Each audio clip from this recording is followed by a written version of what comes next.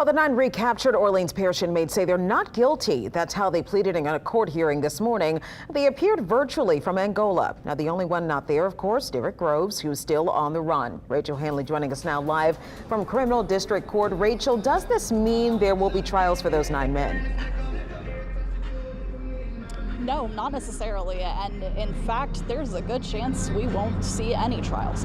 What we saw this morning was an arraignment hearing, which is one of the very, very first steps in these defendants' cases. And a legal expert we talked to today says that a lot could happen next to change those pleas to guilty. The evidence against these defendants is absolutely overwhelming. That evidence includes this video we first showed you as breaking news on the day of the escape. It's surveillance footage showing 10 inmates breaking out of the Orleans Justice Center May 16th. Still, Wednesday morning, 9 of those escapees appeared in a New Orleans courtroom via Zoom and pleaded not guilty. Loyola law professor Dane Ciolino told me he wasn't surprised. Virtually every case, the initial arraignment of a defendant is going to be one at which the defendant enters a not guilty plea. Now that they have, Ciolino says the cases will go into what's called discovery. That's where prosecutors will give the escapees' defense lawyers the evidence they have, like videos and police reports. Then plea negotiations can begin. Wednesday's arraignment was for one charge of simple escape per inmate. That charge carries up to 5 years in prison on top of whatever sentence they were already serving. Attorney General Liz Murrell's office is leading the prosecution. She sent me a statement saying, quote, "Everyone is entitled to due process, but there's a video of these detainees running out of the jail in the middle of the night.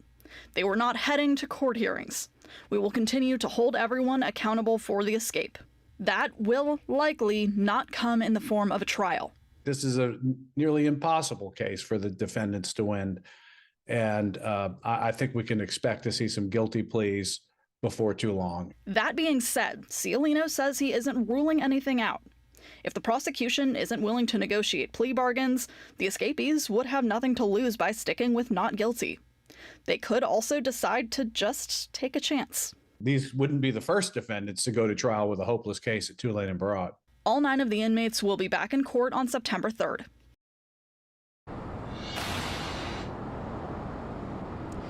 At the same time, we are also following the cases of more than a dozen people who are charged as suspected accomplices of those escapees.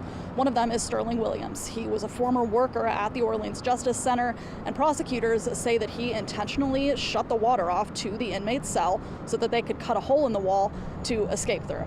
His attorney says that he was just doing his job. Today we found out his arraignment will be tomorrow morning. At Criminal District Court, Rachel Hanley, WWL Louisiana. All right, Rachel, thanks so much. Again, as we mentioned, one escapee, Derek Groves, is still on the run. Crime Stopper still has a reward of up to $50,000 for anyone with information leading to his arrest. If you have a tip, pass it on to call Crime Stoppers.